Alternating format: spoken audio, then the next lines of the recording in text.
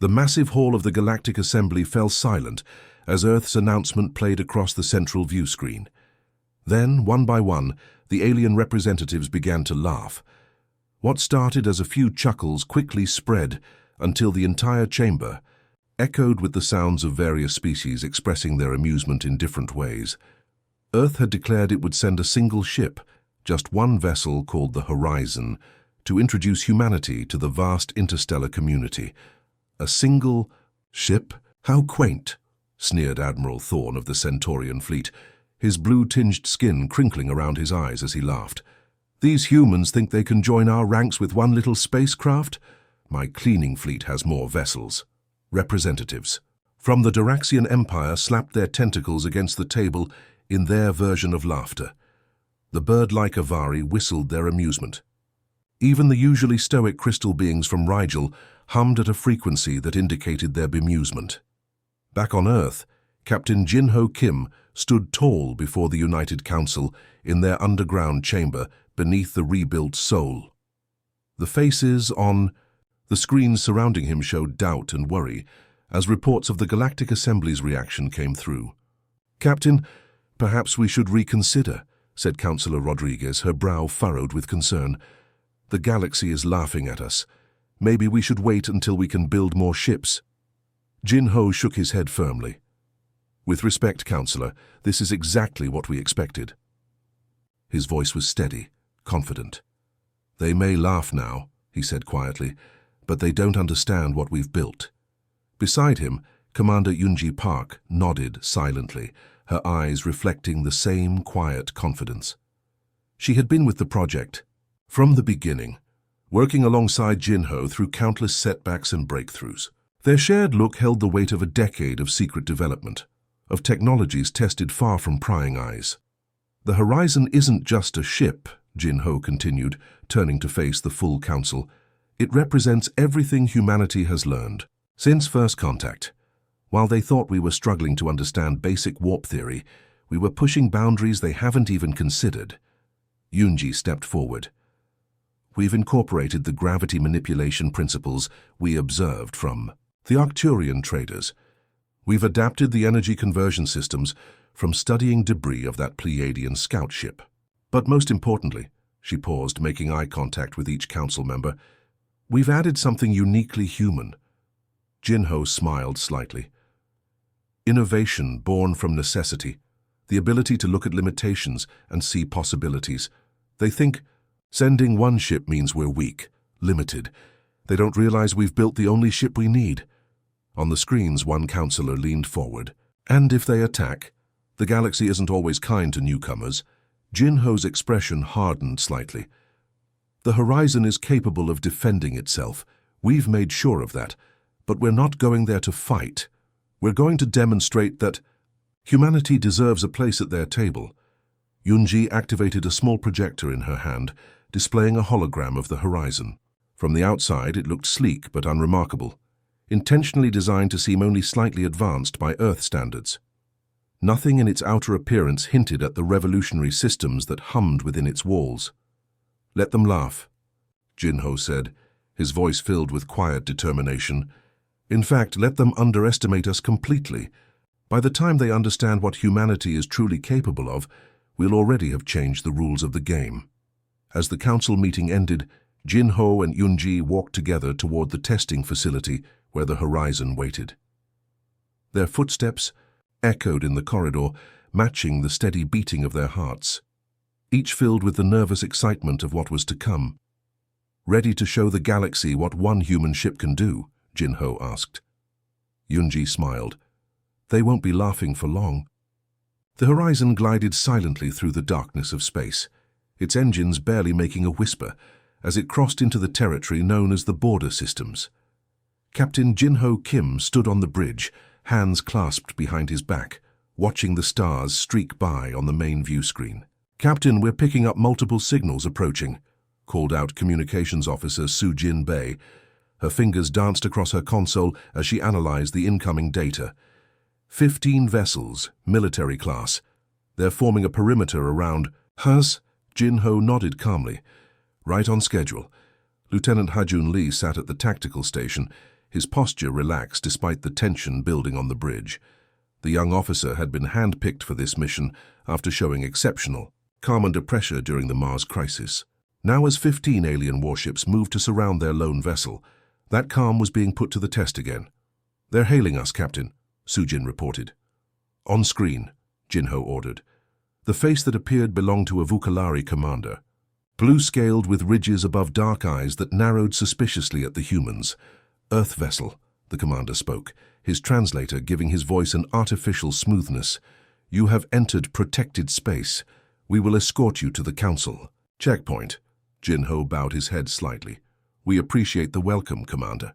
The alien's mouth twisted in what might have been a smile. "Welcome? Is that what you call it when 15 warships surround one tiny vessel?" Around the bridge, several crew members exchanged glances, but Jinho's expression remained polite. "Your ships are impressive," he acknowledged. "The Galactic Council clearly takes border security seriously." The commander seemed disappointed by this response. He had clearly expected fear, not polite conversation. "Your vessel appears primitive," he said finally. "Our scans detect only basic defensive capabilities. No shield harmonics, no phase." "Haresis!" From his tactical station, Hajun kept his eyes on his readings. The alien ships were scanning them constantly, probing for weaknesses, just as they had planned. "We're a peaceful delegation," Jinho replied simply.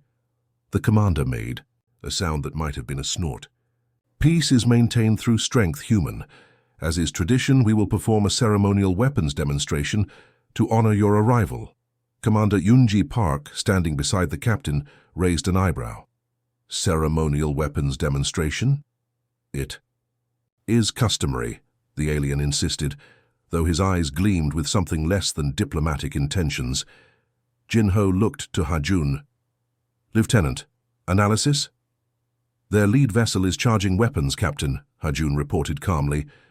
"Low yield, but still enough to damage our outer hull if we were conventional." Jinho nodded. "Let them fire, Lieutenant. Shields remain inactive." A murmur went through the bridge, though everyone had been briefed on this possibility. "Captain," Hajun confirmed, his finger hovering over the defensive controls. "Let them see," Jinho said quietly. On screen, the commander gave an order, and a bright beam of energy lanced out from his ship, striking the horizon directly. The bridge lights flickered momentarily as the hull absorbed the impact. Hajun watched his displays with satisfaction. "Energy absorption systems functioning at optimal levels, Captain. The hull matrix is converting the weapon's energy just as designed." Outside, the horizon's hull glowed with a soft blue light for a few seconds, before returning to normal. Not a scratch remained. On the view screen, the alien commander's jaw had literally dropped. His scales had lightened several shades, a sign of shock in his species. "Impossible," he gasped, his translator struggling to keep up with his agitated speech. "What manner of defense is this? Our scans showed no shields." Captain Kim merely smiled, allowing the moment to stretch before responding.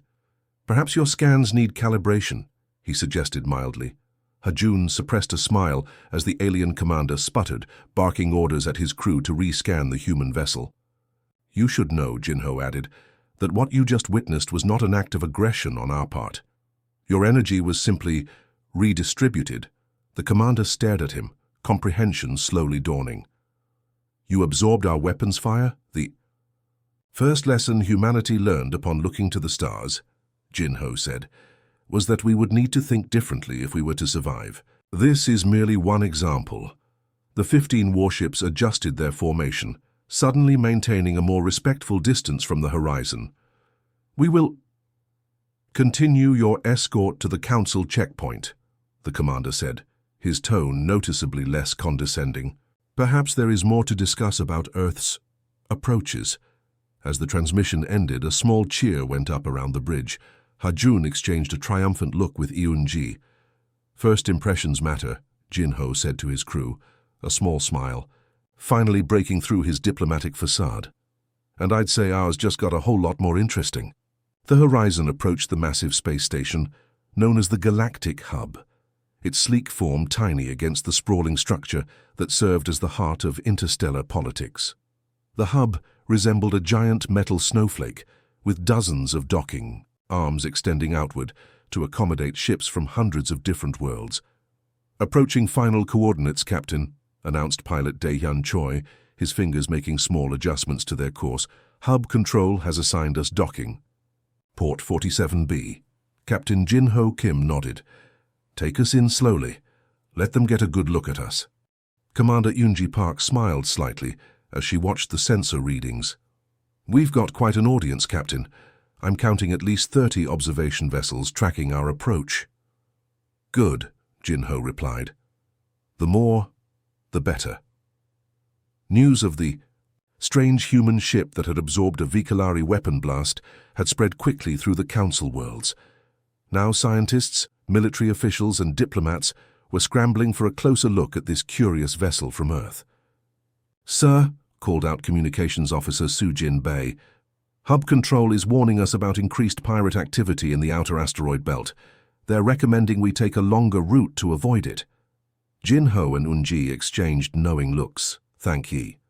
"Them for their concern," Jin-Ho said, "but inform them we'll continue on our planned approach." Science Officer Ji-Woo Kang looked up from her station. "Captain, if my readings are correct, those aren't ordinary pirates waiting in that asteroid field." "Explain," Jin-Ho prompted. Ji-Woo adjusted her glasses, a nervous habit she'd never broken. "Their energy signatures match Drokari technology, military grade, the kind that doesn't usually end up in pirate hands unless someone important wants it there." "Someone wants to test us again," Yoon-ji concluded. Jin-Ho nodded. "Then let's not disappoint them." As the horizon entered the sprawling asteroid belt that formed a natural barrier around the hub, the bridge crew tensed. Hidden among the spinning rocks and ice chunks, sensor readings showed 8 vessels powering up their weapon systems. "They're moving to surround us," Lieutenant Ha-Jun Lee reported from Tactical. "Classic ambush formation." Jin-Ho turned to Yoon-ji. "Commander Park, I believe it's time for our second demonstration." Yoon-ji stepped to the central console. "Phase shift systems online, Captain." Her voice was calm, but her eyes gleamed with anticipation. This technology had been her personal project for 5 years. The first attack came without warning, a barrage of plasma torpedoes streaking toward the horizon from 3 directions. "Phase shift activating now," Yoon-ji announced, pressing her palm against the console's biometric reader. Ji-Woo Kang's fingers flew across her science station. "Molecular cohesion stable. Quantum field integrity at 100%. We're shifting at now." A strange humming filled the ship as the hull began to shimmer, becoming translucent like morning mist. The incoming torpedoes passed harmlessly through the vessel, exploding against asteroids on the other side. "Taking us directly through that large asteroid at bearing 227, called out Pilot Choi, a hint of excitement breaking through his professional demeanor. The crew watched in satisfied silence as the massive rock seemed to pass directly through their ship, or rather their ship passed through it, leaving not a scratch. On their external cameras they could see the pirate vessels firing wildly, their weapons hitting nothing but empty space and shadow images where the horizon had been seconds before. "They're trying to track us with tachyon pulses," Ji-Woo reported, monitoring her readouts. "But they're scanning at the wrong phase variance. To them, we're just gone." Jin-Ho smiled. "Take us straight to the hub, pilot. No detours." As they emerged from the asteroid field, the horizon shifted back to normal space directly in front of the main observation deck of the Galactic hub.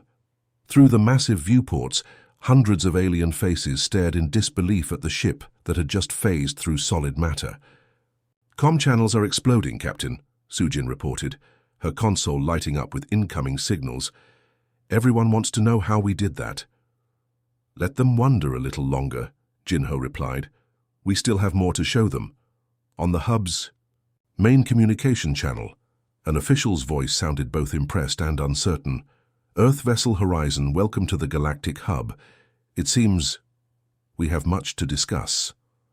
The Grand Chamber of the Elder Council fell silent as Captain Jin-Ho Kim and his crew stood before the semicircle of ancient beings who governed the galaxy.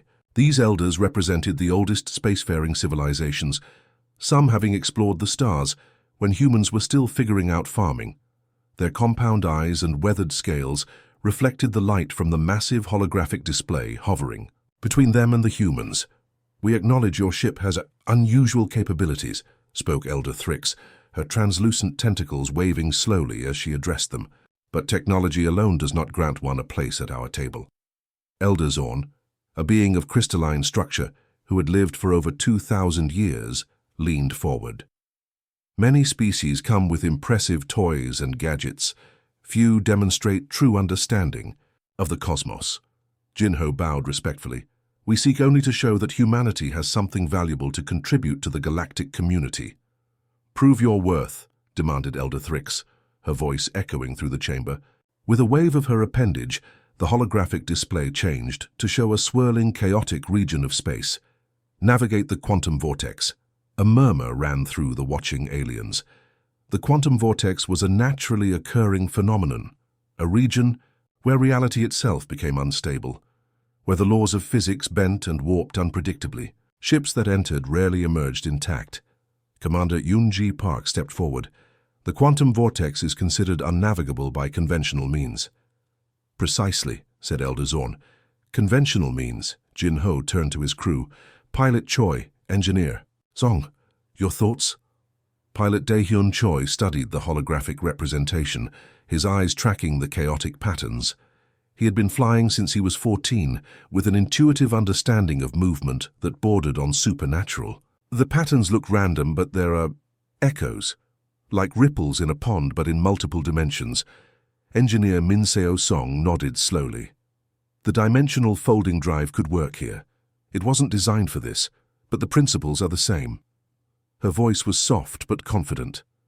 Min Seo had developed the revolutionary propulsion system after spending 3 years isolated in an underground lab, emerging with equations that made senior physicists weep with their beauty.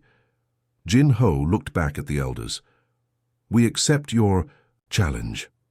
Within the hour, the Horizon was positioned at the edge of the quantum vortex, its sensors extending invisible fingers into the chaotic space ahead. On the bridge, tension hung in the air like static electricity. "All readings are fluctuating," reported Science Officer Ji Woo-Kang. "Reality itself is unstable in there. Matter phases in and out of existence. Time flows differently at different points." Min Seo stood beside Dae-hyun at the pilot station, both of them staring at the readings. "It's like trying to navigate a river that keeps changing direction," she murmured. "But if we think of it not as a physical space, but as probability waves," Dae-hyun nodded. "We don't fight the current. We become part of it." Min Seo quickly reprogrammed the dimensional folding drive, her fingers dancing across the interface. "Most species think of space as something rigid, something to be conquered. But humans, we've always known space is alive. It breathes. It folds." Captain Jin-Ho took his seat. "Begin when ready." The Horizon edged forward into the swirling chaos. On the main screen, colors no human eye had ever seen before washed across the bridge. The ship shuddered as reality pulled at it from multiple directions. Dae-hyun's hands moved gracefully across the controls, not fighting the forces but working with them. Where other pilots would have tried to push through, he let the ship dance between the folding layers of space-time. His movements resembled those of a conductor leading an orchestra through a complex symphony. "Approaching the first phase shift," Min Seo called out. "Ready to fold in 3, 2, 1. The ship seemed to bend inward for a moment, then reappeared deeper in the vortex. Having skipped past an impossible barrier, the watching council members gasped. "They're folding dimensions," exclaimed one alien scientist. "But that's theoretical, not." To humans it wasn't. Earth's unique position in the galaxy had given humans a perspective no other species shared. While other civilizations had explored outward, humans had looked inward, examining the fabric of reality itself. As the Horizon completed its journey through the quantum vortex in half the expected time, emerging unscathed on the other side, Elder Thrix's tentacles curled in what might have been a smile. "Perhaps," she admitted, "we have more to learn from Earth than we realized." The celebrations for Earth's acceptance into the Galactic Council were in full swing when the alarms began. Red lights flashed throughout the massive hub station as panic spread through the gathered diplomats and officials. "Stellar event detected," announced the hub's AI system, its voice eerily calm. "Class X solar flare from the nearby star. Radiation wave approaching. All vessels advised to seek shelter on far side of the hub." On the main observation deck, aliens of all species rushed toward emergency shelters and escape pods. Ambassadors called for their ships to prepare for immediate departure. Captain Jin-Ho Kim watched the chaos unfold, then turned to his crew who had gathered for the ceremony. Their faces showed concern but not fear. "How long until impact?" Jin-Ho asked. Science Officer Jiwoo Kang checked her portable scanner. 17 minutes, Captain. The flare is massive, perhaps the largest this star has ever produced." "Will the hub's shields hold?" asked Commander Yoonji Park. Jiwoo shook her head. "They're designed for meteoroids and standard radiation. This is orders of magnitude stronger. The outer rings of the hub will be destroyed, along with any ships in the vicinity." Jin-Ho looked at Security Chief Jun-Ho, Yoon, who had been quietly calculating something on his device. "Chief Yoon, your assessment?" Jun-Ho looked up, his usually stern face set with determination. "The Horizon's shield network could cover approximately 60% of the hub, enough to protect the main habitat rings. That would place our ship directly in the path of the flare," Yoonji pointed out. Jin-Ho nodded. "Exactly." Around them, the evacuation continued. The arboreal delegation scurried past on their 6 legs, followed by the hovering spheres of the Methane Collective. Ervika Lari, Commander, the same one who had tested them at the border, paused beside Jin-Ho. "Human, you should evacuate while there's time," he said, his blue scales pale with stress. "This structure will not withstand the coming storm." Jin-Ho smiled slightly. "Thank you for your concern, Commander, but we'll be staying." The Vikalari's eyes widened. "Staying? That's suicide." "Perhaps," Jin-Ho replied, "or perhaps not. So either way, we won't abandon those who cannot escape in time." As the alien hurried away, Jin-Ho turned to his crew. "To the horizon, now." Within minutes, the human ship detached from its docking port and moved not away from the danger, but directly toward it. On the bridge, the crew worked with practiced precision as the massive wall of energy approached. "Position us between the flare and the main habitat section," Jin-Ho ordered. Pilot Dae Hyun Choi guided the ship into place, the viewport filling with the blinding light of the approaching solar storm. "All power to the shield network," commanded Jin-Ho. "Engineer Song, are we ready?" Min Seo-Song nodded from her station. "The modifications are complete. We can extend the field to cover the critical sections of the hub, but it will strain our systems to their limits." Jin-Ho looked to his security chief. "Jun-Ho, it's your show now." Jun-Ho Yoon stood at his console, hands steady as he prepared to activate the system he had helped design, a defense network originally created to protect Earth cities from asteroid impacts, now modified for something far greater. "Activating." "Shield network," he announced. The horizon hummed as its systems channeled power in ways no other ship in the galaxy could match. From the hull, waves of blue energy began to spread outward, expanding in a massive hemisphere that enveloped not just the ship, but stretched to cover the vital sections of the hub. On the observation deck, the remaining aliens watched in awe as the human shield blossomed around them like a protective flower. When the solar flare hit, it struck the shield with apocalyptic force. The horizon shuddered under the strain. Inside, conduits burst and systems overloaded, but the shield held. For 7 minutes, the ship stood between the hub and destruction, its crew working frantically to maintain the protective bubble as the flare's energy battered against it. When it was finally over, the horizon's hull glowed, cherry red from the absorbed energy, but it remained intact. And so did the thousands of lives behind it. As emergency systems across the hub returned to normal, Captain Jin-Ho Kim stood before the hastily reconvened council, their earlier laughter now replaced by silent respect. "You risked your only vessel to save us," Elder Thrick said, her tentacles moving in a gesture of deep respect. Jin-Ho nodded. "We sent one ship because that's all we needed. Earth doesn't seek to dominate, we seek to protect. That has always been humanity's greatest strength." As word spread through the galaxy about the humans who had faced down a stellar flare, to save even those who had mocked them, a new understanding began to take root among the stars. The species that had been laughed at for sending a single ship had demonstrated something profound. True power comes not from quantity, but from innovation and courage, and perhaps most importantly, from the willingness to stand in harm's way for others.